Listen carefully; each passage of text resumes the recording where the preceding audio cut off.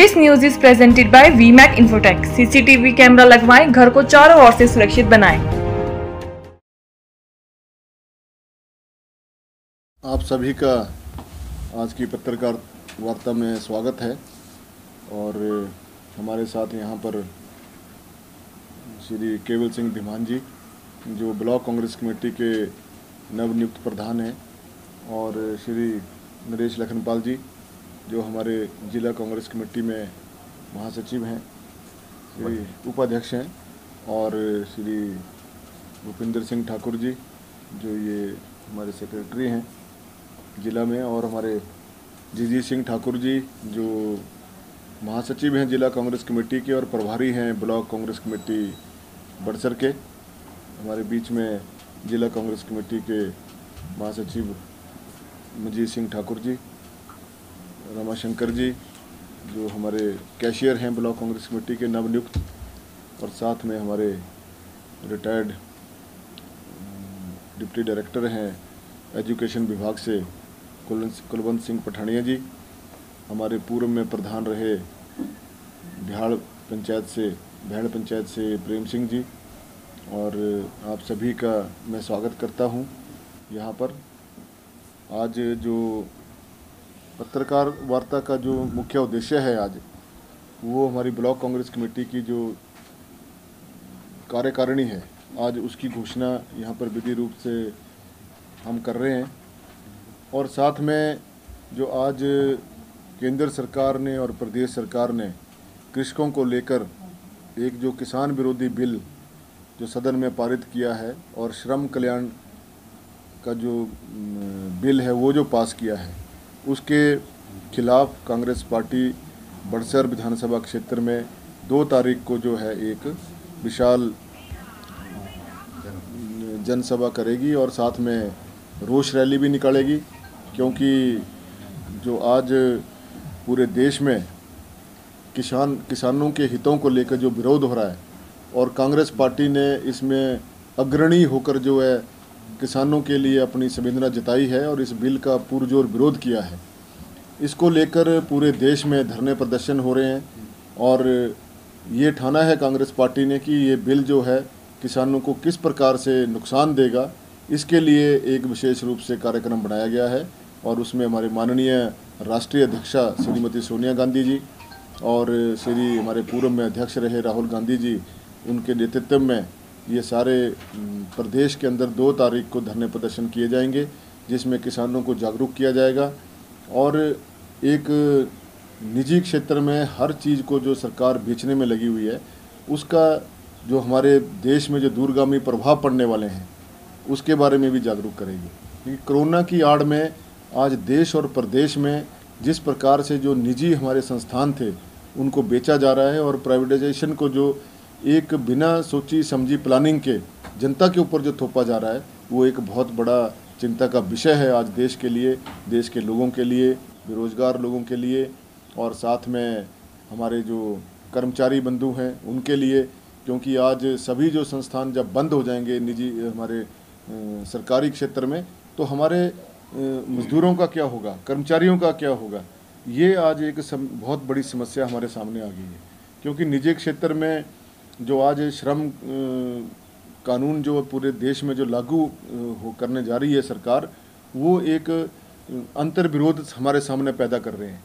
क्योंकि मजदूरों के हकों के लिए हमेशा कांग्रेस पार्टी ने लड़ाई लड़ी है, किसानों के लिए लड़ाई लड़ी है। जो आज पूरे देश में यदि किसानों को जिस प्रकार से एक प्राइवेट हाथों में बेचने की कोशिश की जा रही है वो एक बहुत चिंता का विषय। हमारा जो देश है वो ग्रामीण देश है और ग्रामीण भारत को जिस प्रकार से एक सोची समझी रणनीति के तहत इस देश के किसानों को बेचने की कोशिश की जा रही है, उसके लिए हर व्यक्ति को, हर किसान को मैं समझता हूं कि आगे बढ़कर इस बिल का विरोध करना चाहिए। बाकी आप पूछिए, कुछ पूछना चाहते हैं?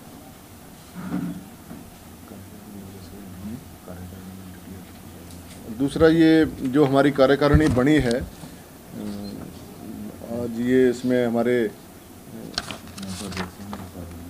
37 लोग जो हैं हमारे उपाध्यक्ष बने हैं और जो महासचिव हैं वो 44 हैं और सेक्रेटरी जो हैं वो बने हैं हमारे लगभग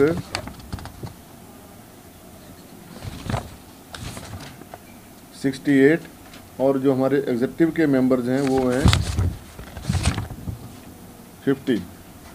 ये हमारी ब्लॉक कांग्रेस कमेटी की कार्यकारिणी बनी है, क्योंकि हमारा जो ब्लॉक है काफ़ी बड़ा ब्लॉक है, और यहाँ पर हमने हर कार्यकर्ता को जो निष्ठा के साथ वर्षों से कांग्रेस पार्टी से जुड़े हैं और जिन्होंने हमेशा संघर्ष के समय में कांग्रेस पार्टी का साथ दिया है, आज उन्हीं को इसमें समावेश किया गया है।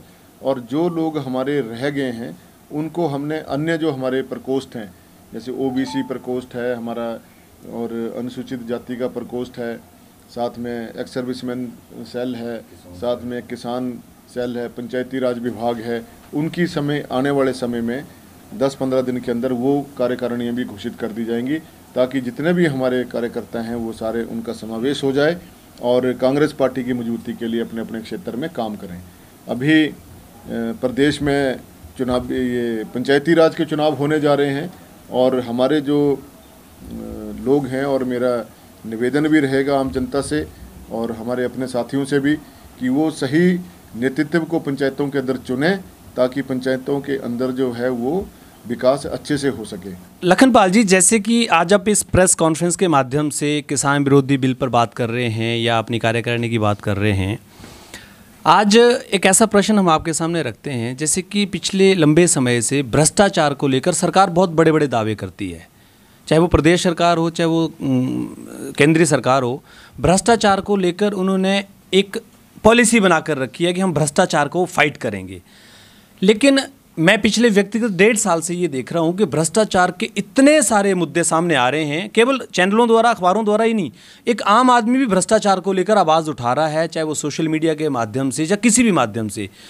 फिर ऐसा क्या कारण है कि सरकार सब कुछ देखते हुए भी, उनके सामने सब कुछ हो रहा है, पीडब्ल्यूडी की सड़कों में सब कुछ सामने हो रहा है, पंचायतों के अंदर भ्रष्टाचार सामने हो रहे हैं, ब्लॉक के अंदर हर एक जगह पर ये बात देखने को मिल रही है कि भ्रष्टाचार अपनी चरम सीमा तक पहुंच गया है, लेकिन सरकार इसके ऊपर कोई भी एक्शन करने को राजी नहीं है, उल्टा अच्छे अधिकारियों को ट्रांसफ़र करने पे आमादा हैं।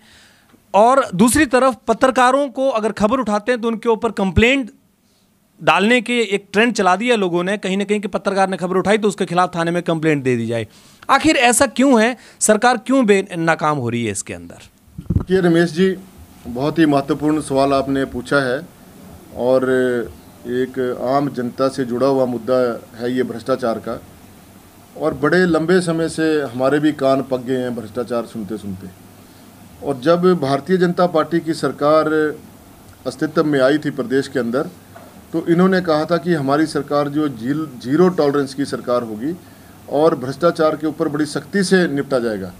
और इन्होंने एक क्वालिटी कंट्रोल और एक भ्रष्टाचार से लड़ने के लिए मुख्यमंत्री कार्यालय में एक सेल भी बना के रखा है। जैसा कि आपने कहा कि चाहे पीडब्ल्यूडी विभाग की बात है, चाहे अन्य विभागों की बात है, पंचायती राज की विभाग की बात है, चाहे मंत्रालयों की बात है, चाहे स्वास्थ्य विभाग की बात है, जिस प्रकार से घोटाले सामने आ रहे हैं, तो ये मैं नहीं समझता कि सरकार की जीरो टॉलरेंस कहाँ गई, जिस बात की ये हामी भरते थे और अपने को सिद्धांतवादी पार्टी कहते थे, सिद्धांतों से कोई समझौता ना करने की बात करते थे। आज तो हर जगह समझौता होता है। स्वास्थ्य विभाग में घोटाला होता है तो इस्तीफा कौन देता है? भारतीय जनता पार्टी का प्रदेश अध्यक्ष, जबकि कार्यालय किसके पास है? मुख्यमंत्री के पास। तो इस्तीफा तो मुख्यमंत्री का बनता था, लेकिन दिखाने के लिए, झूठी वाहवाही लेने के लिए इस्तीफा ले लिया भारतीय जनता पार्टी के प्रदेश अध्यक्ष का। वो भी बात गोलमोल कर दी जब हमने इसकी मांग उठाई कि आप इसका एक कॉम्पिटेंट जज से या रिटायर्ड जज से जो है इसकी छानबीन करवाएं ताकि सामने आए सच्चाई। तो उसके लिए सरकार मुकर गई, विजिलेंस को केस दे दिया। अब पता नहीं विजिलेंस ने तो क्लीन चिट देनी है, सरकार के इशारे पे काम होना है। तो ये सारी बातें जिस प्रकार से भ्रष्टाचार को इन्होंने बढ़ावा दिया है, मैं नहीं समझता कि इससे ज़्यादा भ्रष्टाचार का भी फैलाव। पूरे देश की बात मैं करता हूँ। इन्होंने एक गुप्त एजेंडे के तहत इतना भ्रष्टाचार देश के अंदर फैला दिया है। आपके सारे बैंक तो एनपीए हो गए हैं और करोड़ों अरबों रुपया लेके लोग भागे। मोदी जी बोलते थे कि मैं तो ना खाने दूंगा ना सोने दूंगा, वो लोग पता नहीं कहाँ रहे मोदी जी, और लोग पैसा लेके भागे, देश का अरबों रुपया लेके भागे और सरकार को कोई पता नहीं लगा।